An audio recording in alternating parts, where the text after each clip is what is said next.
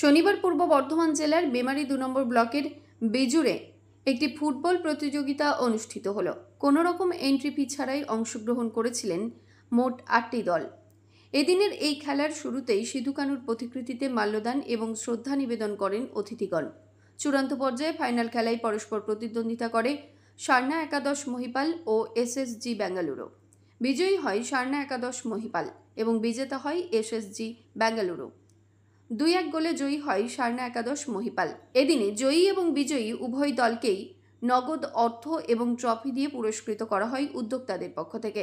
এদিন উপস্থিত ছিলেন বিএলডিও ডক্টর রবীন্দ্রনাথ হাঁসদা, মোহনবাগান ক্লাবের প্রাক্তন ফুটবলার কার্তিক কিস্কু, সমাজসেবী মহাদেব টুডু, ক্লাবের সভাপতি অনুপ সরেন, সেক্রেটারি নকুল হাঁসদা, কোষাধ্যক্ষ রাজকুমার সরেন, মাঝি বাবা রাম মান্ডি সহ ক্লাবের সকল সদস্য এবং ক্রীড়াপ্রেমী মানুষজন।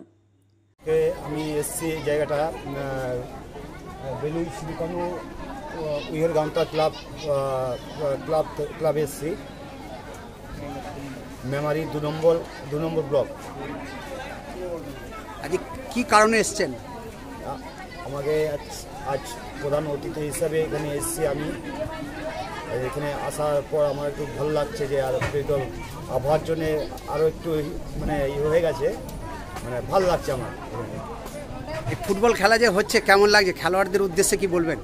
খেলার উদ্দেশ্যে বলবো, আমি অন্তত আমার ইয়ে থেকে বলবো যে এই ছোটো মাঠে আমি একটু পছন্দ করি না। আমি ছোটো মাঠে একটু এগেনস্টে থাকি সবসময়।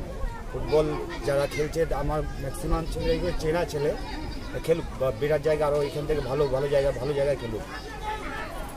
মৃত্যুঞ্জয় যশের রিপোর্ট, সংবাদ আজকে নিউজ।